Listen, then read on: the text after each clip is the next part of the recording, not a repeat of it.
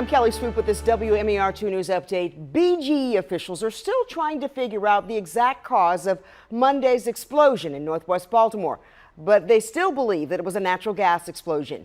BGE also inspected its equipment and found nothing wrong.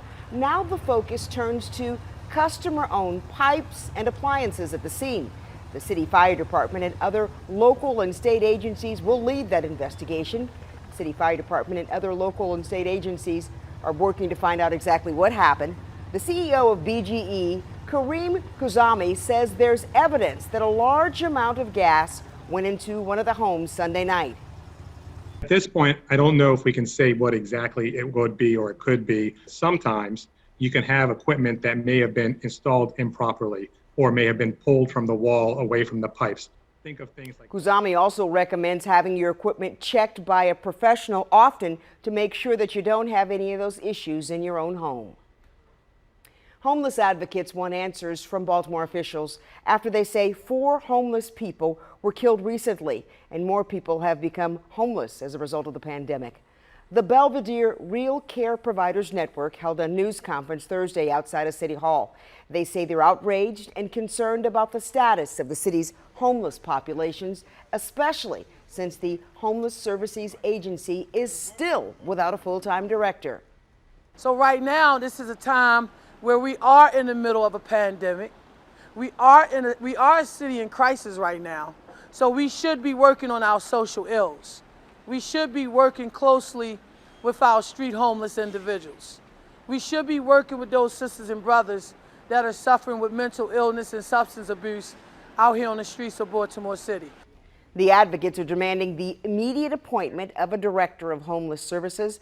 They also announced a petition drive to offer their expertise to the city. The state is giving $10 million in grants to counties and jurisdictions to help with virtual learning. The money will go toward internet connectivity and closing the digital divide. Queen Anne's County received just over $700,000, the 4th highest in the state. County Commissioner Jim Moran says the money is very much needed. We have probably by land mass, I'd say maybe 40% of the county that's not covered. This is something we've always known. We've tried to address this issue numerous times, but the dollar amount on it is tremendous. The county plans to try several things to help with internet access. They include portable Wi-Fi devices and installing Wi-Fi hubs at schools and other private locations. Well, we know several schools in our area are going virtual, but students still need supplies. So WMAR 2 News and Fulton Bank are joining forces to get everyone ready for this virtual school year with a virtual back-to-school drive. We've teamed up with the Preston Mitchum Jr. Foundation and adjusted the needs for students to help them with virtual learning. You can sponsor a student for all the needed supplies, be a virtual helper with a $15 donation, or give them the tools to write with a $5 donation. Head to WMAR2news.com/school supply for all your information. We are looking at temperatures in the 70s to start off your morning. Rain chances unfortunately going to stick with us through the day, although I do think heavier rain will remain to our south. Temperatures going to warm to the mid-80s by the afternoon. We'll get to 85 here in the city of Baltimore and Columbia, 87 in Thurmont, 86 in Elkton to Chestertown.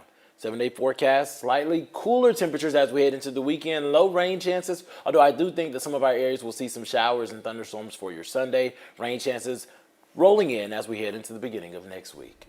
All right, thanks. Stick with us online at WMAR2news.com for updates on top stories and breaking news. And for news and weather while you're on the go, download the WMAR2 News app in your app store. You can watch our live radar and get breaking news sent straight to your phone. Thanks for watching. I'm Kelly Swoop. This WMAR2 News update is sponsored by Jones Junction.